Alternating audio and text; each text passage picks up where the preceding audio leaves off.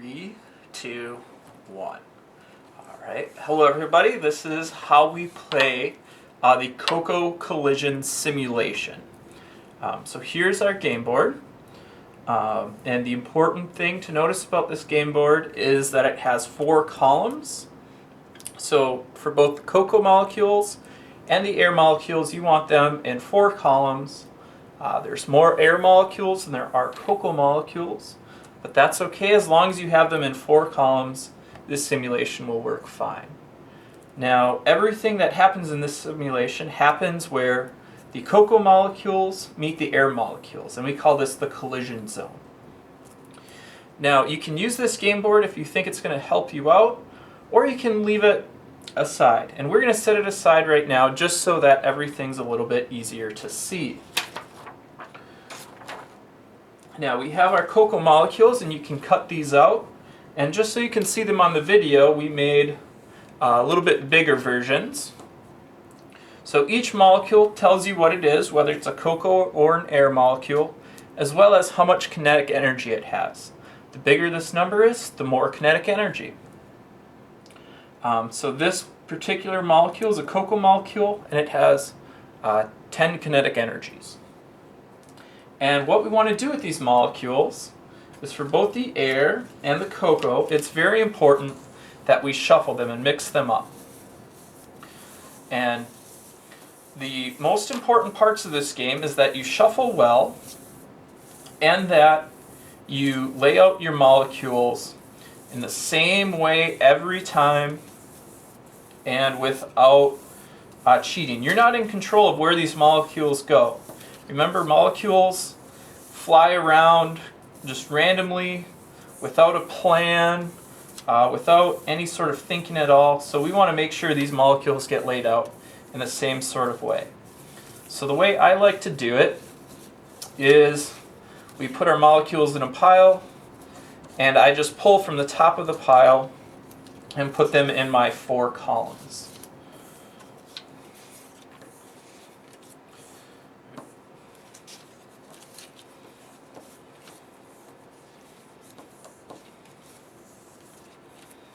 And each round you play, you're going to want to do this in exactly the same way, and that'll help you do it randomly. Remember, you don't have control over where these molecules go. They have a mind of their own. Alright, so now Lindsay and I have our molecules laid out. We're ready to start our first round. So to help you see this, we're going to move these little cards out of the way. You won't do this. This is just so you can see on the video, and we're going to do this first round with some bigger, easier to read cards.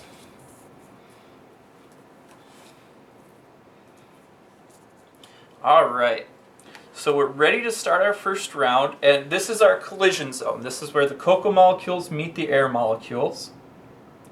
And for our first collision, we push the molecules forward, and alright, and what we want to do is we want to add the kinetic energies up. So I'm bringing 10 pieces of kinetic energy, and so I want to add 10 of my little kinetic energy beans.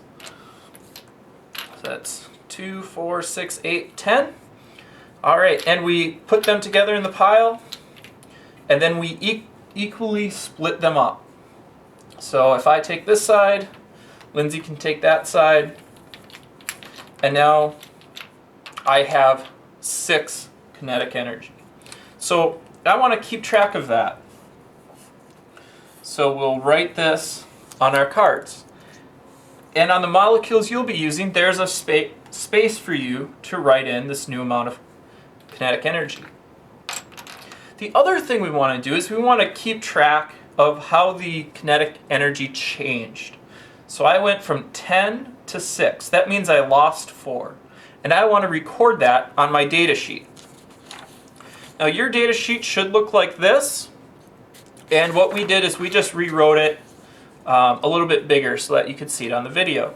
So our first collision, I had a -4. What did you have, Lindsay? +4. Alright. Okay, and now we're ready for our second collision. All right, so we push them together. Let's see, I'm bringing 7. Lindsay only has 2. All right, and now you might notice that there's a problem here. We can't split these piles equally because it's an odd number.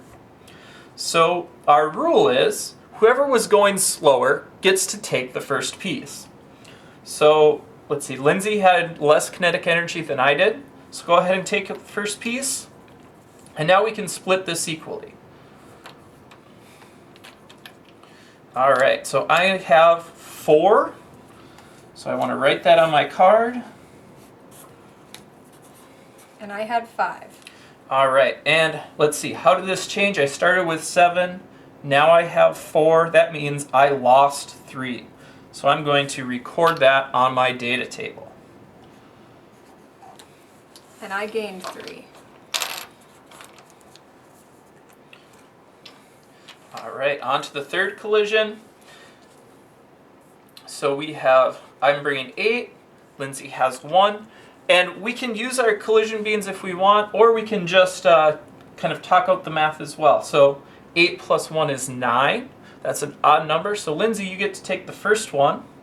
That would leave us with 8. 8 divided by 2 is 4. So I end up with 4. And Lindsay, you have 4 Plus 1. plus the one you got to take. So I get 5. And let's see, I started with 8, now I have 4. That's another minus 4 for me. What about you, Lindsay? And I started with 1, and now I have 5, so I gained 4. All right, let's try that again with our last one. We have, I'm bringing 12, plus 3 is 15. That's odd again, so Lindsay gets to take 1. That leaves us with 14. 14 divided by 2 is 7. And Lindsay has 7 plus 1. So I get 8. And let's see, the difference is 12 minus 7. That was a minus 5 for me. And I gained 5. Okay, so now that brings us to the end of the round. And we want to keep track of how much thermal energy we gained or lost. So we want to look at the total kinetic energy. And this will be of the cocoa. And Lindsay has the air right here. So I started with 117. And for each collision, you know, we could add up all 12 cocoa molecules and figure out what it was, or we can just add or subtract this lost gain. So we have 117 minus 4, that's 113. We have 113 minus 3, that's 110. 110 minus 4, it's 106. 106 minus 5, that's 101. Now, the other thing we want to figure out is our temperature. And you could do the temperature for each round as well, but really we just want to know what the temperature is at the end of the round. That's the most important number. So what we do is we take our total kinetic energy and we divide it by the number of molecules that we have, and that formula is on your data sheet. So for me, I have 12 molecules, so I have 101 divided by 12, and that equals 8.4 degrees. All right, how about you, Lindsay? What do you have for total kinetic energy and temperature? So I started with 55 kinetic energy. So I add 4, so that's 59. Then add 3, that's 62. Then add 4, that's 66. And add 5, that's 71. And I had more air molecules to start, so I have 20 air molecules. So I would divide my total kinetic energy by 20. And that gives me 3.6. All right, and let's see, if we look at how our temperature has changed, I started at 9.75, and I went down to 8.4. What happened to yours, Lindsay?